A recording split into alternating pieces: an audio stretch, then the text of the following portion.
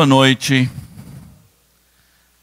Vamos abrir a Bíblia no livro de Jó, capítulo 4. O livro de Jó, capítulo 4, é o discurso de um homem chamado Elifaz. Não é Elifaz, é Eli. Elifaz, hein? Impossível o trocadilho não virar uma piada, né? E quem convive nessa igreja sabe que de vez em quando nós temos que nos apresentar como críticos dos amigos de Jó,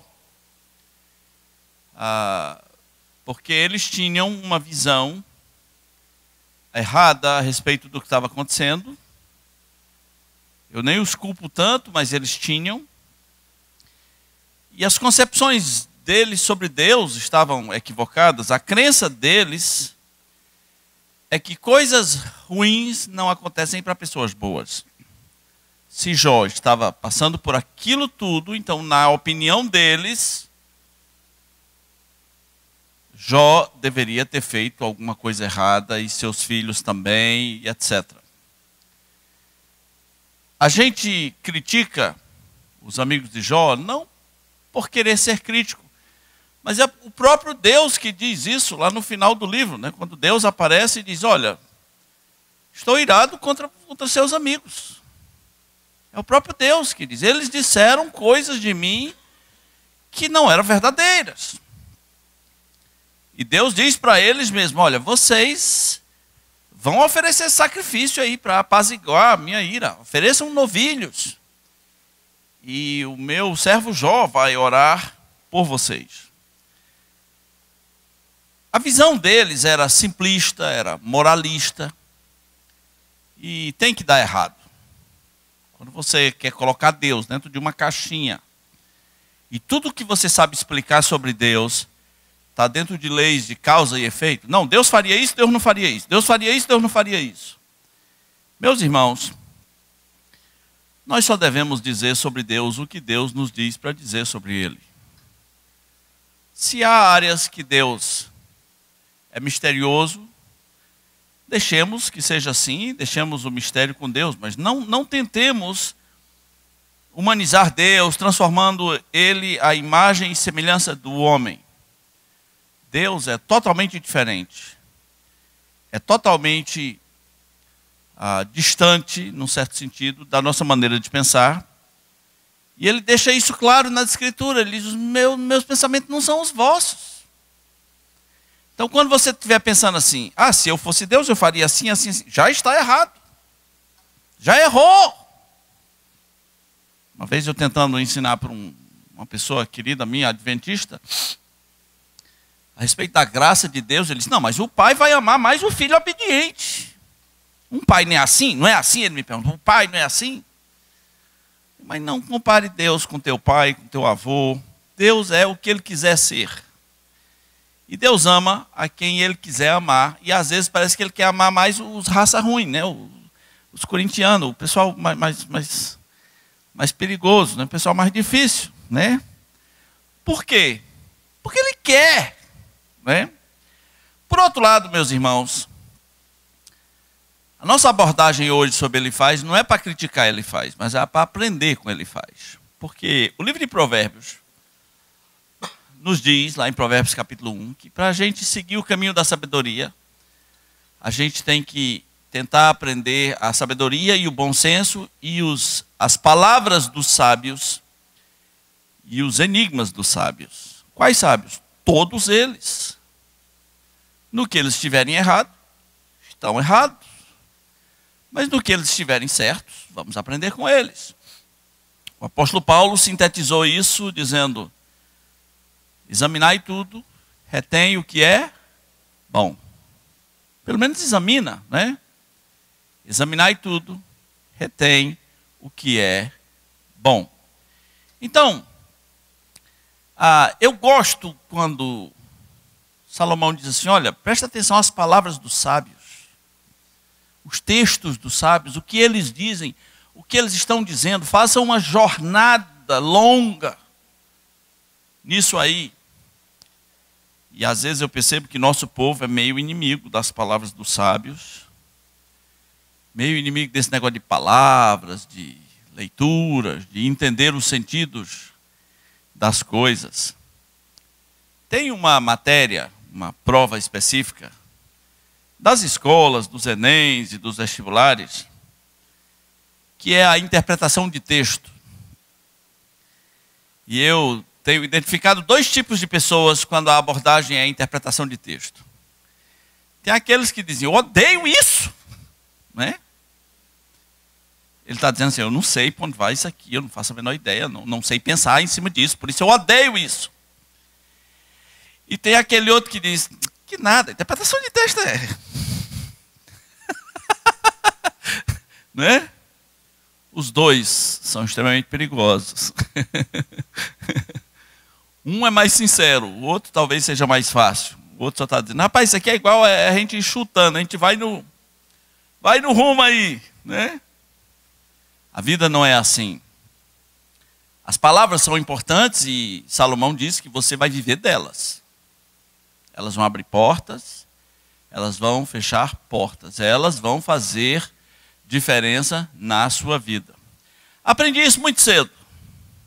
Uma vez, minha família, eu tinha 5 anos, minha família me levou para visitar uma família bem abastada. E lá serviram uma comida. E eu gostei muito da coisa que me serviram lá. E perceberam que eu estava gostando, né? Então alguém perguntou assim, meu filho, você quer mais? Eu falei, quero. Pronto, a vida para mim é isso, é simples assim, né? Se eu estiver perdido num lugar, eu paro o carro e falo, por favor, onde mora o Zé? Onde achar que pro leite. Eu não vou ficar rodando feito um louco, porque eu tenho uma boca, não é? E as palavras para mim, elas abrem portas. Por favor, o senhor sabe onde é o supermercado Ferreira? Ah, é bem aí, só o senhor volta. As palavras abrem portas. Mas eu falei, quero, e foi muito bom para mim, mas a minha família odiou, né? Porque na cabeça da minha família a gente tem que ser acanhado e dizer não. E eu fui aprendendo desde cedo que isso não leva a lugar nenhum, né? Os americanos têm uma objetividade muito grande quando eles lhe convidam para almoçar. Você quer almoçar? Você fala, não. Então pronto, ele entendeu que é não. Pronto. E você vai ficar com fome. Você vai, porque brasileiro perguntaria mais umas 4 vezes, não quer não? Por que não quer?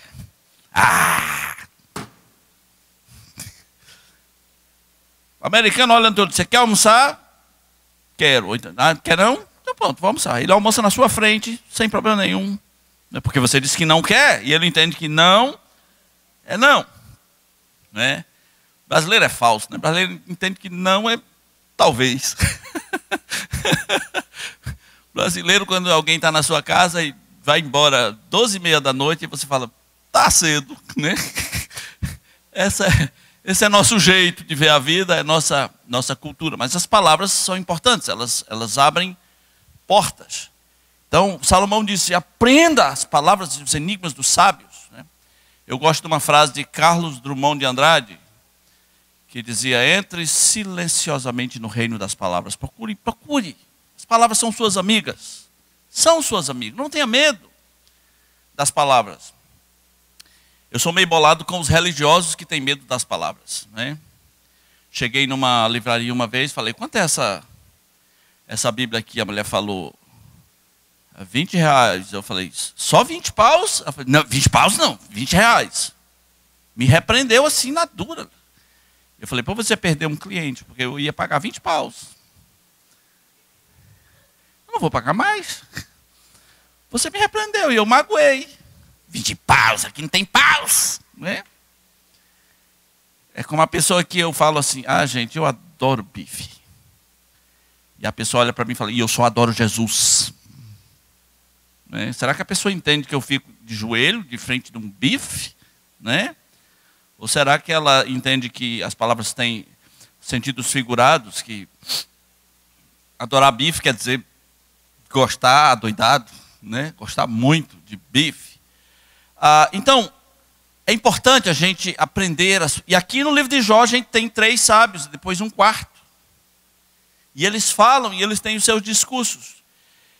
E apesar deles serem repreendidos no livro, porque eles erraram em relação à soberania de Deus, e Deus fazer o que Ele quiser, mas eles acertaram, eles têm pontos positivos em algumas coisas. Um desses primeiros pontos positivos é que com eles nós aprendemos profundamente sobre o que é amizade. Olhe comigo a Jó capítulo 2, a partir do versículo 11. Ouvindo, pois, os 3 amigos de Jó todo este mal que lhe sobreviera, chegaram cada um do seu lugar. Elifaz, o temanita, Bildade, o suíta, Zofar, o namatita, e combinaram ir juntamente, condoer-se dele e consolá-lo. Isso é amigo, né? Quer saber quem é seus amigos? Fique doente. Vá preso. Você entende que eu estou dizendo vá preso aqui é figurado, tá? Você entende? Vá preso, né? Levantando-se eles levantando eles de longe os olhos e não reconhecendo, ergueram a voz e choraram, cada um rasgando o seu manto, e lançava pó ao ar sobre a cabeça. Sentaram-se com ele na terra 7 dias e 7 noites, e nenhum lhe dizia palavra alguma, pois viam que a dor era muito grande. Fale o que quiser desses homens, mas eles eram amigos de Jó mesmo. Apesar de terem visões teológicas um pouquinho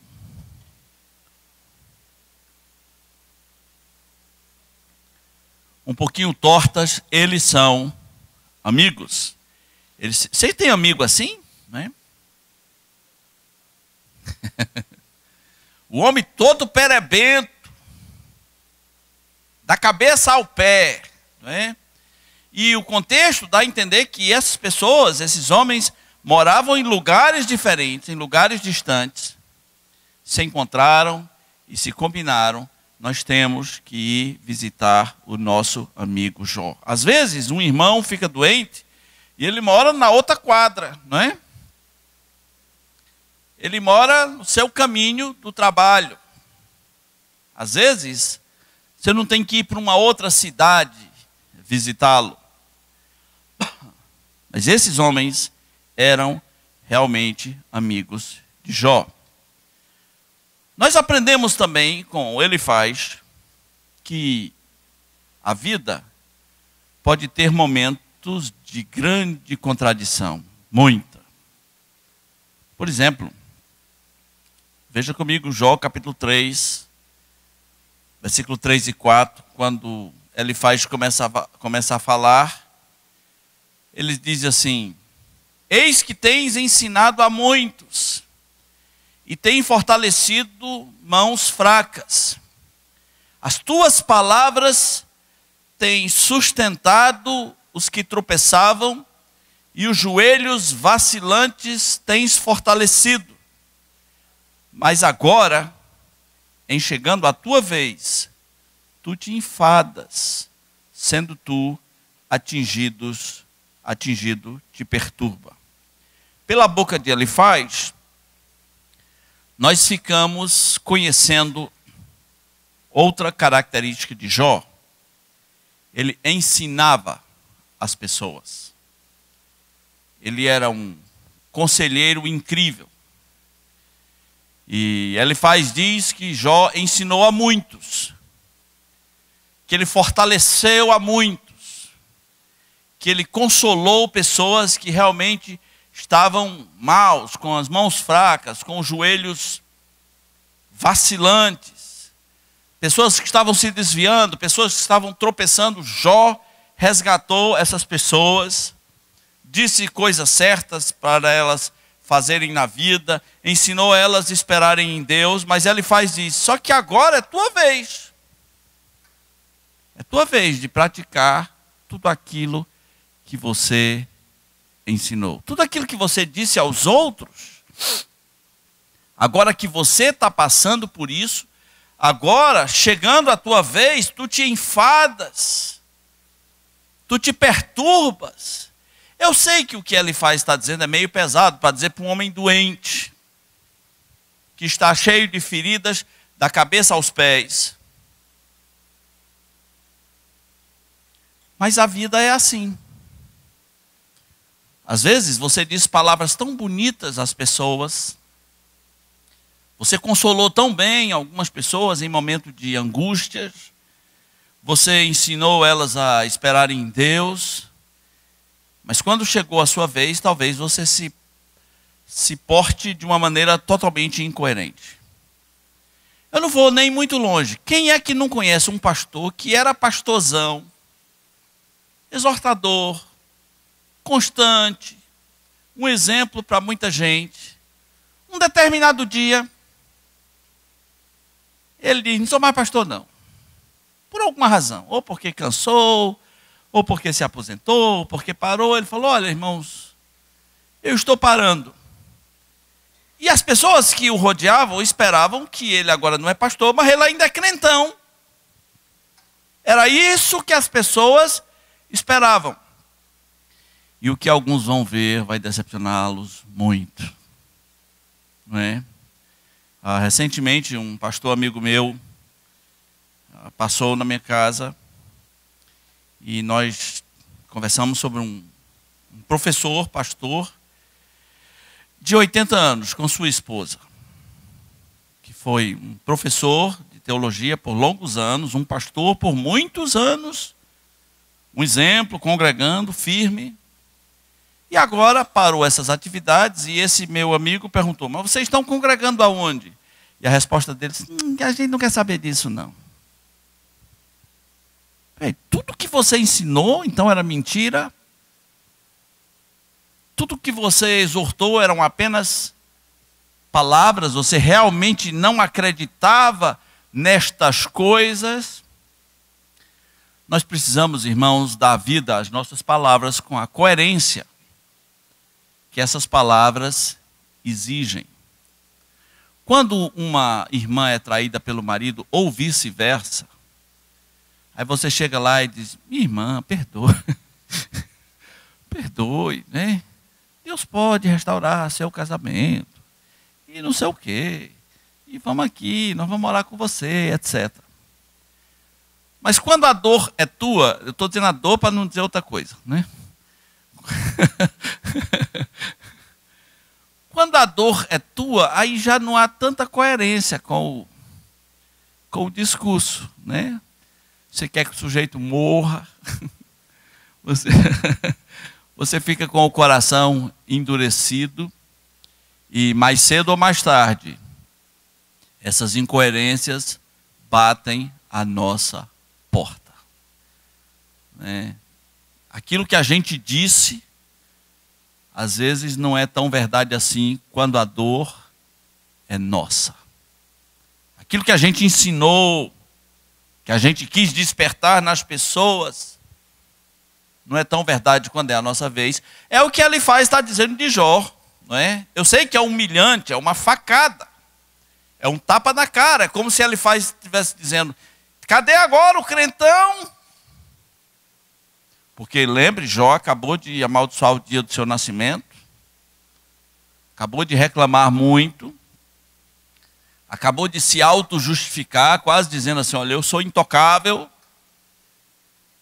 E ele está dizendo: mas você ensinou tanta gente, agora, quando é a sua vez de passar pelo problema, você se aflige, você fica perturbado. Então a vida, meus irmãos, ela tem momento de contradições, de incoerência. E nós nem percebemos, né? Nem percebemos. No passado, quase todo ano a gente ia para um lugar aqui chamado Fortaleza do Abunã, né? E a gente enchia os ônibus e ia. Uma vez nós tínhamos 2 ônibus. Fui com uma turma para Fortaleza do Abunã. Era legal, a gente ficava o fim de semana lá, era muito, muito gostoso.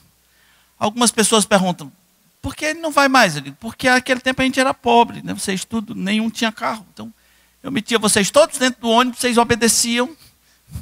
E eu numa boa, agora não, é passeio do meu carro, passeio a hora que eu quiser. Chega lá, bagunça todo o esquema, bagunça toda todo o programa. Mas nesse tempo, isso me faz lembrar uma pessoa que... essa é uma igreja de muitos retiros, e no retiro a gente sempre disponibiliza um ônibus para que as pessoas aqui da igreja possam sair e ir, né? E qualquer pessoa que mencionasse a possibilidade de não ter o ônibus, havia umas pessoas que choravam, mas pastor, tem que ter o ônibus. Como é que a gente vai se deslocar? A gente precisa do ônibus. Tenha misericórdia das pessoas. Cadê o amor? Até o dia que essas pessoas compraram carros. E elas agora dizem, esse pessoal é muito afogado, pastor. Quer ônibus, quer tudo na mão. A vida é assim, irmãos. A vida é assim. A incoerência bate à nossa porta, né? Mais cedo ou mais tarde. É muito comum ver isso na criação de filhos. Quando você não tem filho, é tão fácil saber como é que faz, né? É tão fácil ensinar os outros como é que se cria filho. E os velhos ficam te amaldiçoando, dizendo, tá bom, deixa tu ter os teus, né? Que aí tu vai ver, até o dia que vem os teus, né?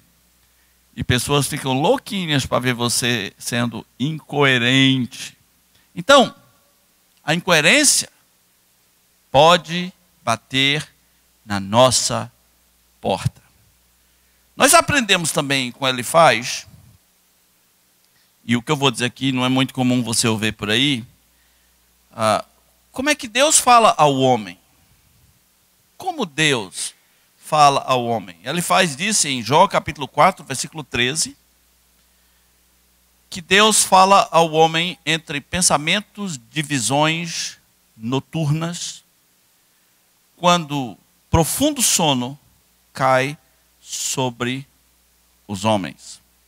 Pelo menos essa era a realidade dele. No tempo dele, nos dias dele. Essa era a concepção que ele tinha. Deus fala ao homem em sonhos e visões da noite.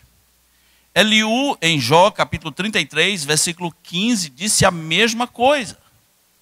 Com outras palavras. Jó, capítulo 33, versículo 15. Em sonho ou em visão de noite, quando cai sono profundo sobre os homens, quando adormecem na cama, então lhes abre os ouvidos e lhes cela a sua instrução. A gente deve ser meio surdo, né? Porque se Deus fala ao homem nessa hora, que Eliú e Elifaz mencionaram, a gente devia prestar mais atenção nessa hora. Aquela horinha que você fala assim, vou para a cama.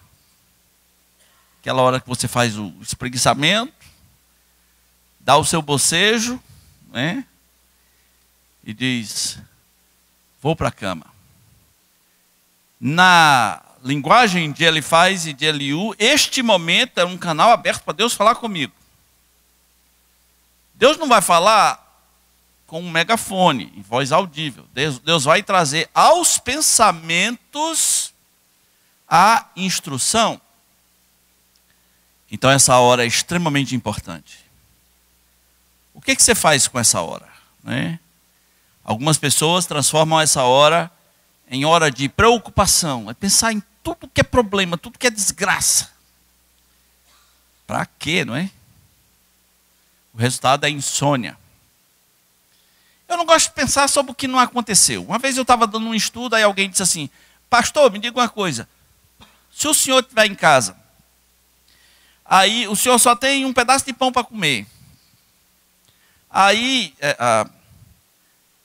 passou um mendigo com muita fome, mais fome que o senhor. Aí ele pede comida. O senhor dá o pão ou o senhor come? Eu digo, pelo que eu me conheço... Pelo que eu me conheço, eu como pão. Mas deixa eu lhe dizer uma coisa. Eu não sei. Eu não sei. Eu não gosto de falar sobre o que aconteceu. Por que não aconteceu? Eu não sei. Puxa vida. Não aconteceu. Não gosto de falar.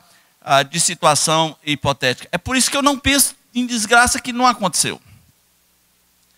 Passa pela sua cabeça que eu fico pensando assim, ai meu Deus, se um dia eu morrer, o que será dos meus filhos? Passa pela sua cabeça que eu fico pensando assim. Eu desligo esse canal, né? Mas parece que toda mãe pensa assim, né? Ela liga sua mente no canal Desgraça News, né? Onde só tem desgraça. E o resultado é insônia, é dor. Quem mandou pensar? Não é? Uma vez uma irmã falou assim que não comia coalhada. E eu gosto tanto de coalhada. Quem gosta de coalhada aí, diga amém. Opa, coalhada é bom demais. Eu como com aveia. É uma maravilha. Por isso estou ficando bonito. Então, aí essa aveia é falsa, né? Então, ela falou assim, eu não como aveia, eu não como coalhada, porque eu fui olhar no microscópio e estavam os lactobacilos se mexendo. Aí eu disse, mas quem mandou você olhar? Eu não olho, eu não quero saber. Eu não quero saber. A ignorância é uma bênção, né? Eu não quero saber de nada, né? Quando a gente ia para o retiro, lá na Fazenda Terra Nova, alguém perguntava assim, como é o sistema de fossa aqui? Eu falava, eu não quero saber. Não me interessa. E se eu olhar uma banana no microscópio, talvez eu não coma, né? A banana. Então, aquela hora de dormir é tão preciosa, porque Deus quer falar com você. Deus quer falar com você. O salmista também tinha essa concepção. Ele dizia, consulte o seu travesseiro e sossegue. Aquela hora é para sossegar, não é para pensar besteira. O que vai acontecer amanhã, eu não sei. Eu não sei. E talvez Elifaz, Eliú e Davi tinham essa visão que a hora de dormir, mas no caso deles assim, é aquela hora que é meio dormindo, meio acordado, né? Aquela hora que você está conversando com a pessoa que está do lado e ela diz, tu está dormindo. Para Elifaz, Eliú e Davi, aquele momento, sonhos e visões da noite. Como é que ele diz? Quando os pensamentos... cadê? Em sonho e visão de noite, quando cai o sono profundo sobre os homens, quando adormece na cama, então lhes abre os ouvidos e sela a instrução. Mas é muito difícil que você aprenda alguma coisa se você não é uma pessoa em paz. Por isso o Salmo 4 diz, em paz o quê? Me deito e logo pego no sono, né? Em paz me deito e logo pego no sono, porque só tu, Senhor, me faz repousar seguro. Irmão, tem horas que pensar dói. Então não pense não. Não é? Para que pensar? Não é? Mas eu não consigo. Consegue. A mente é sua. Consegue, mas consegue mesmo? Em paz me deito e logo pego no sono, porque só tu me faz repousar seguro. Que poder tem você antes de dormir de resolver alguma coisa? Tem algum poder? Você pode pagar uma conta na hora de dormir? Pode evitar uma tragédia antes de dormir? Muito dificilmente. Então relaxa aí e dorme, porque Deus quer falar com você nos sonhos e visões de noite. Naquele momento, meio dormindo, meio acordado, Deus quer confortar o seu coração. Nem que seja para dizer, eu sou o teu pai, relaxa aí. Eu sou o teu Deus. Aprendemos também com Elifaz, em Jó capítulo 4, versículo 21, que existe uma coisa chamada o fio da vida. Jó capítulo 4, versículo 21.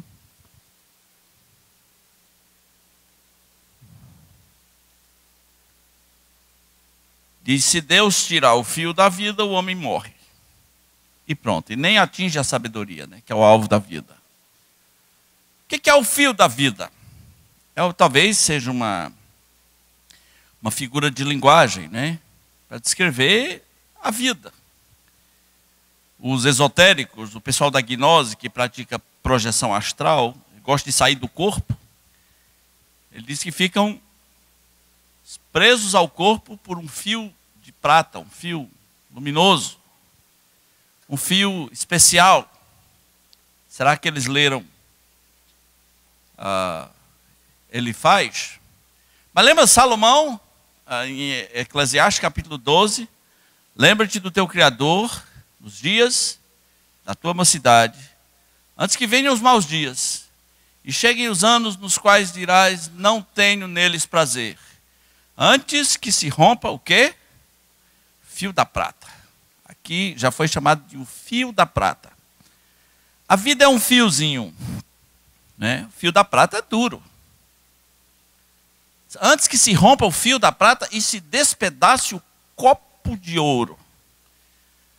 Na juventude a gente pensa assim, eu sou um copo de ouro. O copo de ouro não se quebra, né?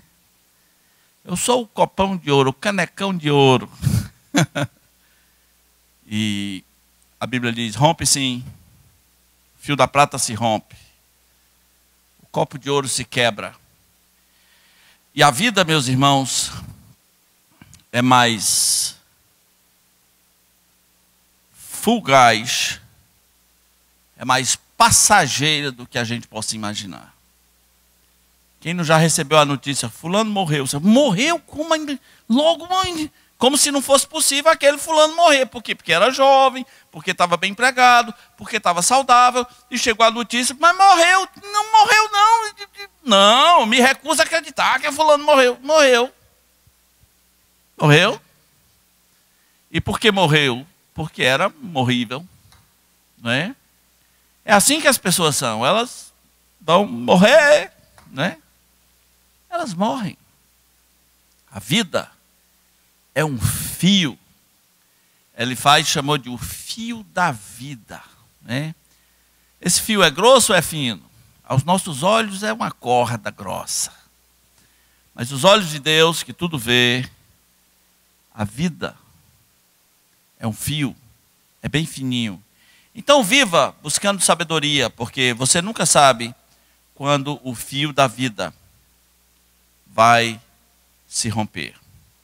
Ele também nos diz, em capítulo 5, versículo 12, que Deus frustra a sabedoria dos sábios, Deus frustra os projetos dos astutos, as maquinações dos astutos. Paulo disse, Deus tornou louca a sabedoria do mundo, Deus confundiu a sabedoria dos sábios. Quando eu acompanho os noticiários tecnológicos, científicos, eu vejo isso o tempo todo, né? Quem não fica preocupado quando está comendo muito queijo? Né? Com essas informações sobre saúde e dieta, você fala, acho que eu estou pegando pesado. Esse queijo de coalho com esse pão francês quente, né? Bota o queijo na chapa aqui, o pão já está com a manteiga, aí você abriu, né? Um café médio doce, um pouco de leite em pó. Aí você faz o bis e você diz, rapaz, eu estou preocupado que o queijo... O doutor falou que o queijo é ruim, que o queijo... E eu estou comendo muito queijo, né? Estou comendo muito queijo. Você sabe a história do seringueiro que enganou o filho, né? Ele dava macaxeira e o menino perguntava, como é o nome disso aqui, papai? Ele disse, é queijo. E quando o menino veio para a cidade, toda vez que ofereciam queijo, ele falava, quero não, já estou enjoado, eu comia muito. Comi muito queijo na minha vida. Então, você fica preocupado. Eu vi no Fantástico que o queijo vai me matar. Pois você acredita que ontem eles disseram que queijo é bom? O cheddar. Queijo cheddar. Saiu ontem. Na TV. É bom, agora é bom. Fizeram uma pesquisa. Botaram um grupo comendo queijo cheddar e outro não comendo. O pessoal do queijo cheddar, o colesterol baixou. Aleluia.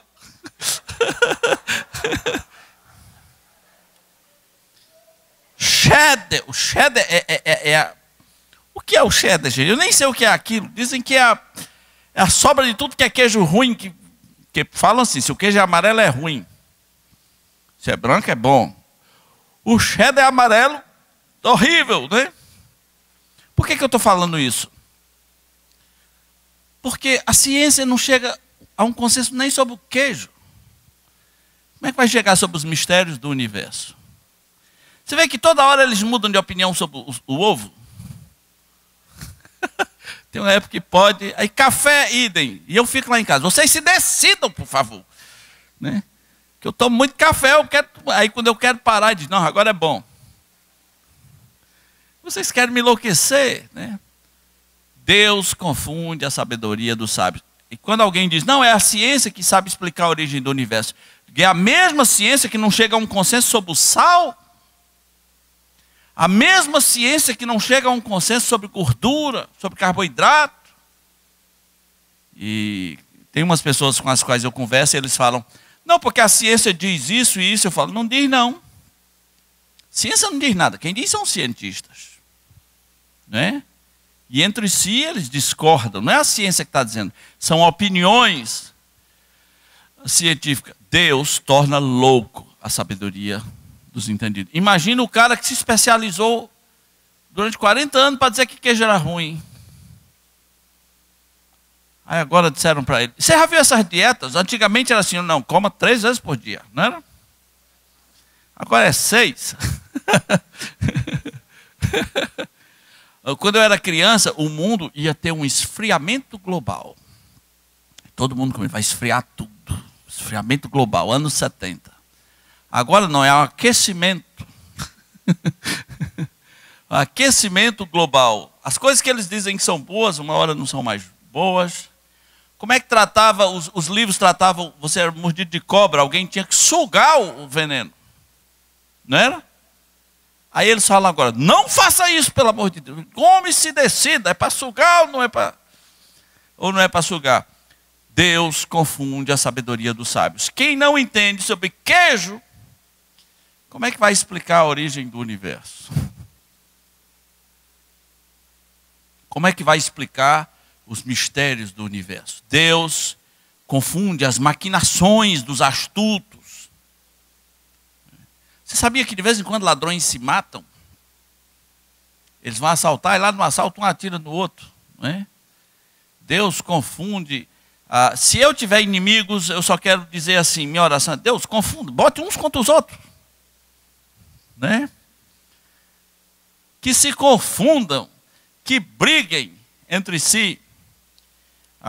Tem uma coisa também que Elifaz falou, e eu achei muito forte a expressão que ele usou em capítulo 5, versículo 21, se não me engano. Ele diz que existe uma coisa chamada açoite da língua. Eu nem vou comentar, né? Eu nem vou comentar. Tem gente que não tem língua, tem um chicote, né? Fere, difama, machuca. E Elifaz orava para que Jó fosse livre do açoite da língua, porque tem gente que tem a língua bem pesada, bem pesada, bem pesada. Eu quero encerrar, meus irmãos, com capítulo 5, versículo 18. Que há até uma música baseada nesse texto, que nos diz que Deus é aquele que faz a ferida. E Ele é o mesmo que sara. Ele é o mesmo que ata. Ele fere. E as suas mãos curam. O mundo pensa assim, se alguma coisa ruim existe, não vem de Deus. Jó já tinha dito para sua mulher, recebemos o bem, não poderíamos receber o mal. Ele faz isso, Deus fere. E Deus cura. Né? Fez a ferida e curará. Né? Como diz aquela música do Bálsamo de Gileade. Graças a Deus pelas palavras de Elifaz. Da próxima vez que eu estiver aqui, vamos ver o outro sábio. A Bildade, não é Beldade, né? Bildade também acertou muito. Diz umas coisas muito bonitas que eu gosto muito. Vamos orar. Nosso Deus, obrigado pelas palavras daquele sábio Elifaz. Que o Senhor nos ajude durante essa vida a procurar sermos atraídos pelas palavras daqueles que têm alguma coisa para nos ensinar. Que nós entendamos o longo caminho de buscar a sabedoria. E como disse Bildade, a sabedoria de Deus que é multiforme. Que nós não venhamos achar que ela está só nos irmãos da igreja, mas que o Senhor despejou a sua sabedoria nesse universo de muitas maneiras, em muitas pessoas, em muitos lugares. Ajuda-nos a ter uma cabeça boa, equilibrada, que se dá o privilégio de examinar todas as coisas e reter apenas o que é bom. Nós pedimos em nome de Jesus. Amém.